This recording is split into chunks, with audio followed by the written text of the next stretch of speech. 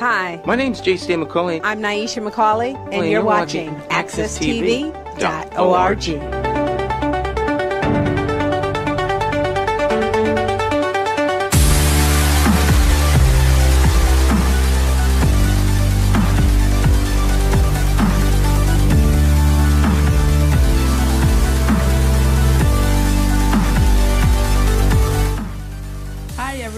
It's Guilaine Menefee. I am your new host of this Black Business Alliance show.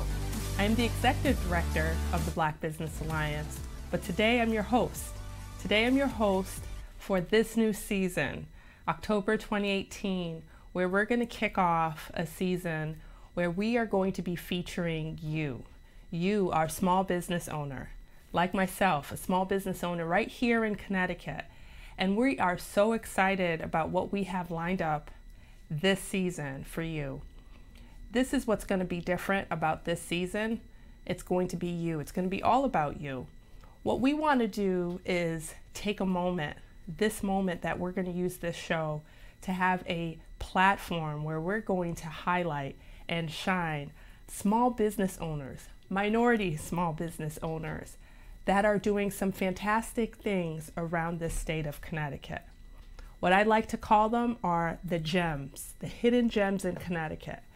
We don't have a lot of shine sometimes in many of the more popular platforms, and this is why this show is so important to us, why it's so important to me, because folks that look like you and I, minority business owners that are women, that are African American, that are Hispanic, all flavors, multiracial, you name it, we want them here on this show so we can have an opportunity to talk to them, to let them be represented, to show exactly what they're doing here in Connecticut. It is really important to us that we understand what our small business owners are doing in Connecticut, to have a platform that may be a little bit different. So this year, this season, we want to shine and make this something that we can celebrate. And so today, what we want to do is go through that with you. And also want to talk a little bit about the Black Business Alliance, who this show is sponsoring. So the Black Business Alliance is a 501c3 member organization. We started about 4 years ago here in Connecticut. And our goal and our mission was to bring economic empowerment, advocacy to our Black business owners, to our minority business owners, so that we can have a voice within Connecticut. We started about 4 years ago before we really wanted to get going, we use a platform with focus groups where we talk directly to our business owners. Before we got going, we wanted to hear from you. We wanted to understand what are the pain points that you have so that you can do business? What constraints that really impeded you from being able to be successful in Connecticut? What were you experiencing? What does it feel like for you as a business owner in Connecticut? And the Black Business Alliance took that right to the state of Connecticut. And I think that this is where our partnership became so strong and why the state of Connecticut looked to the Black Business Alliance, because we took the time to connect with the minority business owners and to really understand what was going on with them. And so now we're here 4 years later. We are championing a program called the Minority Business Revolving Loan Fund, which is all about access to capital, and what we're starting off this season with talking about today. Can't wait for you to meet after we come back from break, our guest today, Mr. Anthony Price, and you're going to meet him because he walks and talks exactly what we're all about here at the Black Business Alliance, which is access to capital. But the Black Business Alliance took the time to get to know you, our small business owner, just like we're going to highlight here in this show. And now the Black Business Alliance, like we talked about before, 4 years later, is championing the Minority Business Revolving Loan Fund. We have events statewide. We are going to be, for instance, next month, we're going to be in Bridgeport, we're going to be in Waterbury, we're going to be in Danbury. Some of our events that we host are directly for the small business owner. So for instance, last year in February, we hosted Maggie Anderson. She's an attorney in Chicago who did an experiment, an economic empowerment experiment in her own home, where she just bought black. For 1 year, her family targeted Black-owned businesses, products and services to feed her family, to give her family the services that she could only use from Black businesses. She documented it and was able to talk about the power of the Black dollar. And we hosted her, and we hosted other entrepreneurs from across the country. We also are presenting workshops to our small business owners. So through the Minority Business Revolving Loan Fund, we are hosting events that talk to businesses around skills around QuickBooks, how to get resources, access to capital. We also talk to them about how to start a business, how to put a business plan together. We have workshops across the state. Go to www.bebusinessalliance.org to check out our upcoming events so you can see what workshops and what events the Black Business Alliance is hosting in a town near you. But other than that, really excited. This year with the Black Business Alliance, we are going to have more of a focus on the small business owner. So some of the things that we are going to be doing are more interactive. So our workshops, we're going to have more hands-on training, one-on-one time with our businesses. We are also going to be providing our businesses technical assistance. So this year, the Black Business Alliance is able to not only talk to you about these programs that are available here in the state of Connecticut, but also help you to position you as a business owner to be able to go after that funding and be able to make your business successful because you have the resources that you need to be successful and to continue your business right here in Connecticut. We are also entering some new markets. So Danbury, for instance, town that last year we were able to statewide be able to touch base in Connecticut. We're going to have a new event in Danbury where we're going to team up with the Chamber of Commerce there as well as the local SBDC so that we can bring to you more professional development, more business development that you business owners have talked to us about that you want and that you need to make your business successful. So I'm really excited this season to be here on this show to highlight small business owners like you, to talk to you, to be on site. We're going to go on site with these businesses. And some of the businesses that we're going to bring to the table are different and dynamic, and probably somewhere that you wouldn't have seen them before. We're going to have some comic book authors. We're going to have cosmetic consultants. We're going to have a doctor, a female doctor who has her own eye care practice in Milford, Connecticut. We're going to be on set with her, and we're going to shine other businesses that look like that.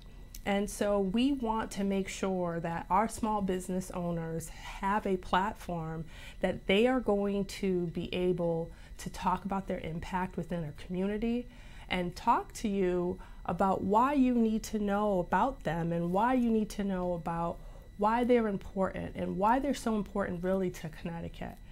I'm a small business owner, business consultant. I am a fitness professional. I am a professional bodybuilder.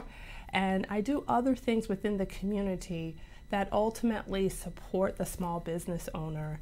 And so I am honored and I'm excited to be here on this show to be with my passion around being a small business owner and with helping the small business owner like you, like me, to really have the information and the resources that you need so that you can be successful in the state of Connecticut. I want you to join us every Tuesday and come and check out who we have and we're bringing through the studio, who we're bringing and we're going on set with, but just what's in Connecticut, what's out there, the gems, like I like to call them, the gems in Connecticut that are going to be brought to you live every week here on Tuesdays, Channel 17. We are excited, and when we come back from break, we're going to be talking to Mr. Anthony Price, who is an entrepreneur himself and an author of a new book. And he has an event this week that he's bringing to Hartford, Connecticut. And I can't wait to talk to him, and so you can meet him and understand all the good things that he's doing in this community in Hartford, Connecticut to bring access to capital to you, the small business owner. We'll be right back from break.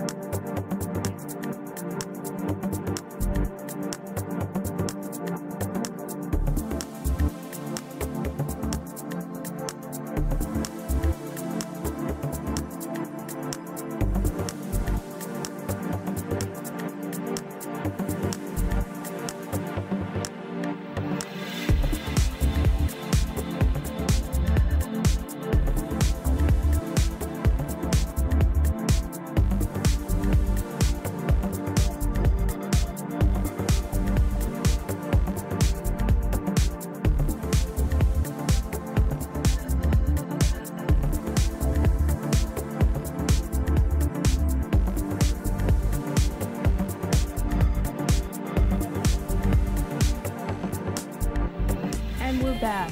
Again, this is Guilaine Menefee with the Black Business Alliance Show. And today our theme is around access to capital. And we have the entrepreneur for you today that's going to help us talk to you more about how you need to think about access to capital as a small business owner right here in Connecticut. I'd like to introduce you to Anthony Price. Anthony Price is an author of a book called Get the Loot and Run, where he will talk to businesses in this book about how to get access to capital and funding and other resources that are going to make your business successful. Not only is he an author, but he is an entrepreneur. He is the CEO of a company called LootScout, and he is also the creator of an annual event that's hosted right here in Connecticut this week. In fact, this Thursday, October 4th, he's going to be bringing his annual event, a Capital Summit, which brings together some thought leaders from across the country right here in Connecticut to help you in Hartford, Connecticut, that is, to help businesses with how to be successful. Thank you for joining us, Mr. Anthony Price. Thank you for having me. So if you could talk to folks a little bit more about who you are and how did you come to put LootScout on the map? Well, so my background is economic development. Over the years, I worked in some of the major cities in Connecticut, Hartford, as well as Waterbury and New Haven. And one of the common themes with working with businesses was the access to capital. So every time I worked with a business, whether it was helping them to relocate to a specific city or helping them grow, capital was an issue that always came to the forefront. That's right. And as you know, you can never have too much capital. And businesses always had that challenge. So over the years, I kept coming across that issue, capital to capital, capital. And then so eventually, after working for a number of economic development organizations over the years, I decided it was time for me to start my own business.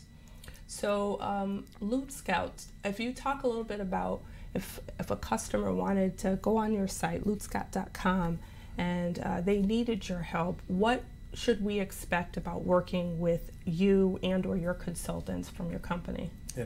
So one of the main things I try to do is educate people about capital.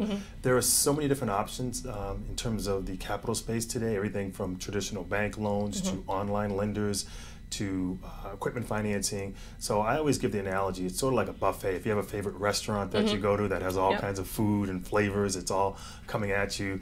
And that's the same thing with capital. There's so many different types of capital out there, but just like food, there's certain foods that you eat that are not going to be good for you or not good for your waistline. And as someone in the fitness world, you know that, that's right? That's a good analogy. Yeah, thanks. So, but now let me ask you something, because I think access to capital sometimes seems to be evasive to small business owners, especially the minority business owners.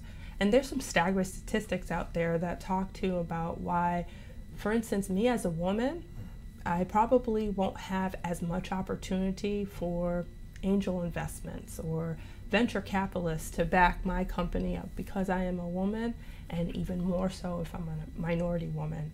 So someone like me who might be a little bit of a skeptic, how would you be able to navigate those waters for me as someone who may feel not so optimistic about my chances of getting capital? Yeah, so you touched upon some really important points. In certain communities throughout the country, a lot of times they end up being urban areas, sometimes they're rural areas. They refer to them as capital deserts, meaning that it's very difficult to access capital. The major banks, the major financial institutions want to be in areas that are growing and flourishing and so on. So a lot of times capital is cut off to those communities, and the only source of capital that they have are lenders that, what I perceive to be lenders that may be considered predatory because the interest rates are high, the terms are onerous for the particular businesses.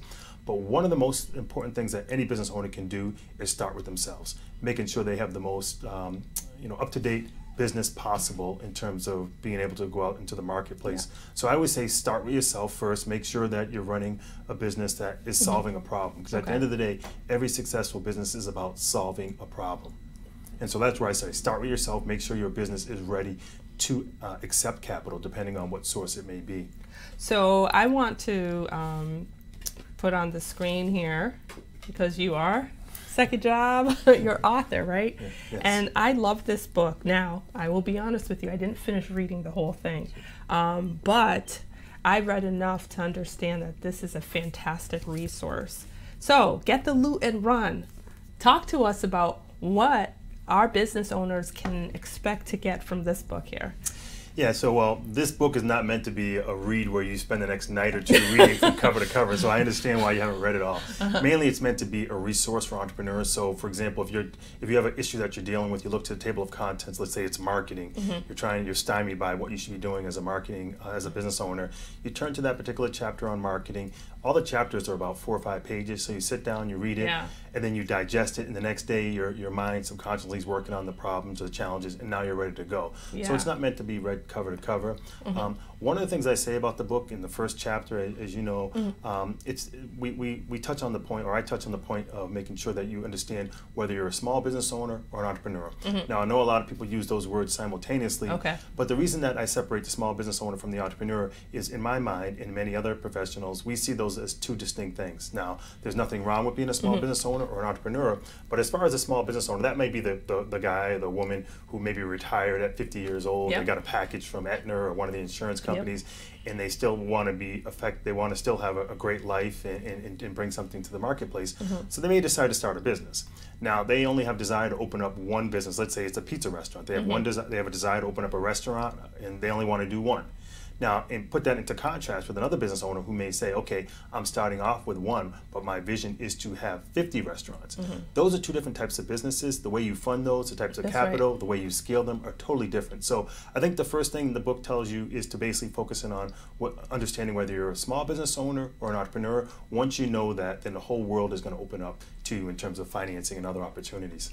So I love that, and that's really great, because I think that a lot of folks don't really understand the difference between being a business owner, being an entrepreneur, and I think a newer word, which is the solopreneur, and and you have a great way of, just in a very down-to-earth fashion, be able to engage your readers and really help them understand the difference between them, just so they can kind of get in their mind exactly how they should think about themselves.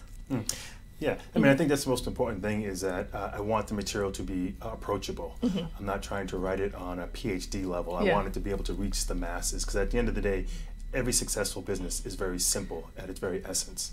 Yeah, I mean, one of the other lessons that I love that you talked about in this book, you talked about that folks sometimes try to go into their business and get capital or get funded, but they don't know their value. their value proposition. Can you talk a little bit about that? Yeah, so as we mentioned earlier, the main purpose of a business is to solve a problem. Everyone thinks the purpose of business is to make money. Right. Making money is a byproduct of solving a problem. That's right. So if you go into business saying, okay, I'm going to solve a specific problem. Let's say you want to start a business, and food seems to be on my mind right now.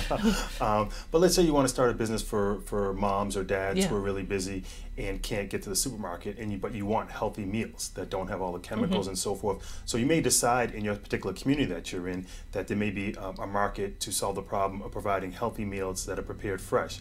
And so there are businesses that are out there that'll provide fresh meals that you choose what you want. And if you have dietary restrictions, they'll adhere to those restrictions. And then what happens is they'll come in your home and cook meals for for a day, and then they'll have meals for a couple weeks in your freezer. That's right. So convenience and healthy meals. Yeah.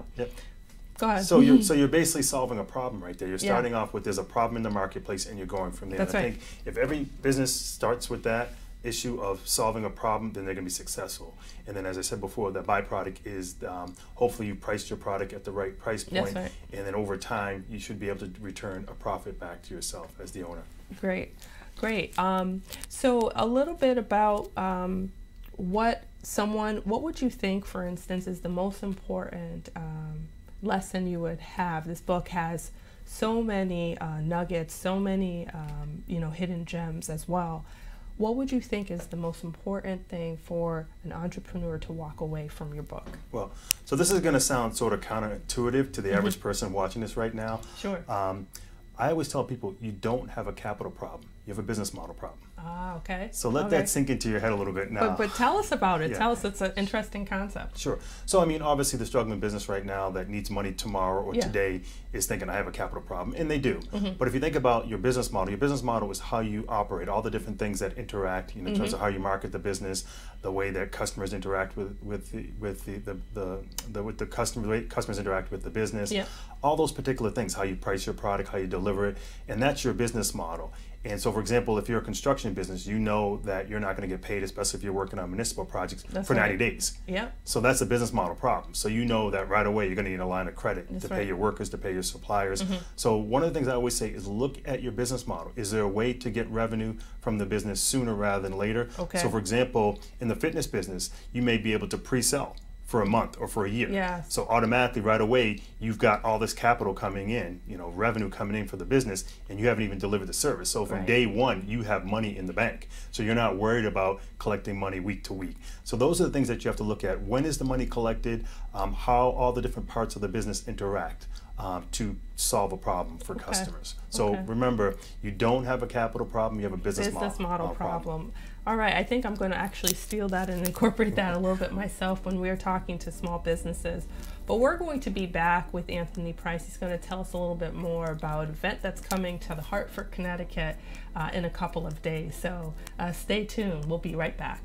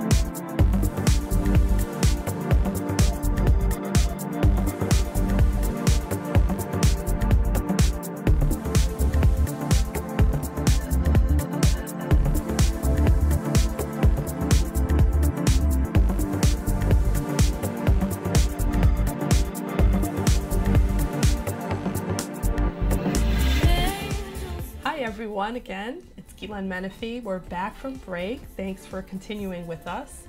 And today our theme is access to capital, and we have Mr. Anthony Price, entrepreneur and an author. So Anthony, we were just talking about your book, and your book is a fantastic read, and I really appreciate being able to have a new resource to share with our small business owners. But you have something else that you're bringing to Hartford, Connecticut in a couple of days. Can you tell us about it? That's right, October 4th, Thursday here in Hartford, Connecticut. It's called the Capital Summit. It's an event that I started 4 years ago, and each year I bring in thought leaders from across the country to talk about issues in terms of how to make your business better, whether it's marketing, whether it's attracting the right talent. So it becomes a forum for entrepreneurs and business owners to sit in to learn what's the latest, greatest thing to growing your business, and I'm delighted to be able to bring it back to Hartford. Yeah, you've done some wonderful things with this summit every single year that you've brought it, and this year you have some wonderful folks this year. Again, some more dynamic business owners from across the country. Can you tell us a couple of folks that you'll be shining at that platform? Yeah.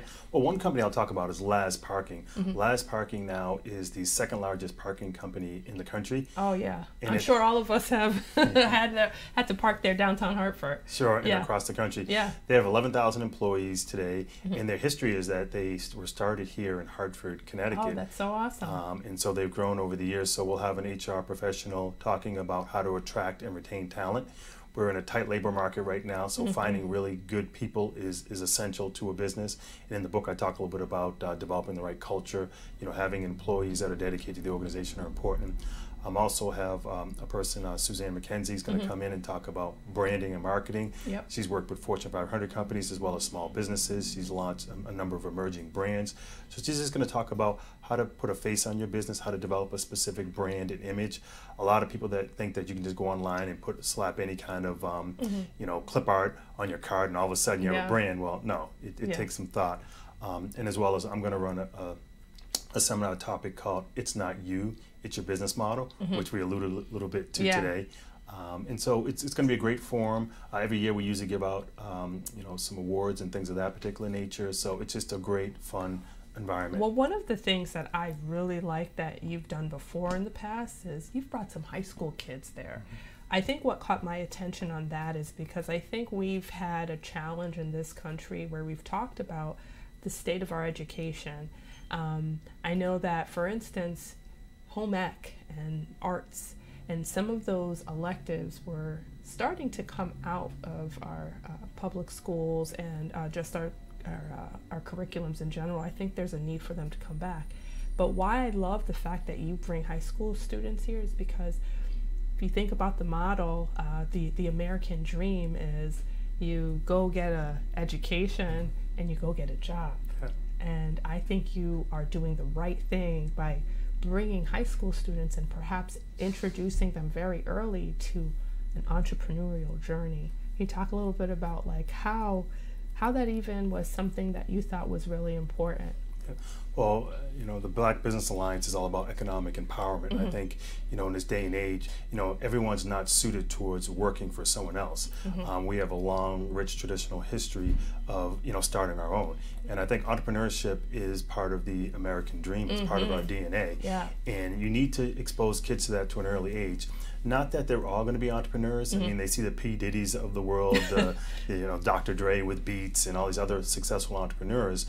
They need to know how that process works. It's not magic. No one waves a magic wand and all of a sudden you have a business. That's right. But they also need to see the hard work side of it, and that the struggle that we go through you know, every day, making sure that we have revenue to support our business and to grow. Right. So I think it's demystifying the entrepreneurial process, letting them know that they can be an entrepreneur if they choose to. If not, then knowing that there are very many businesses that support entrepreneurs, whether it's American Express or, you know, insurance companies or any other kind of product. So they could be on the other side helping entrepreneurs. So I just want them to get in and see behind the curtain, so to speak.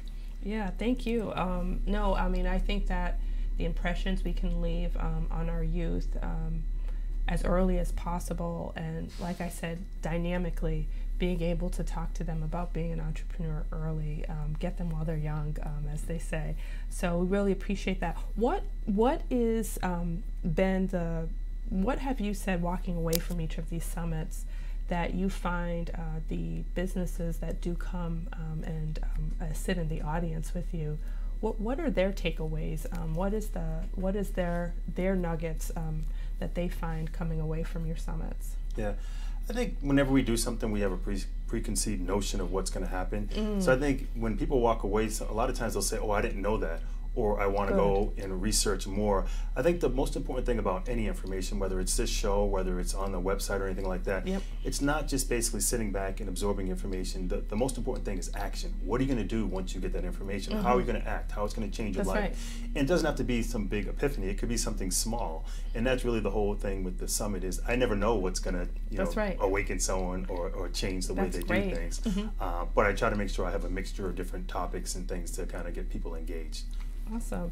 So we like to, when we have a guest on this show, we want to have a kind of final thought from them.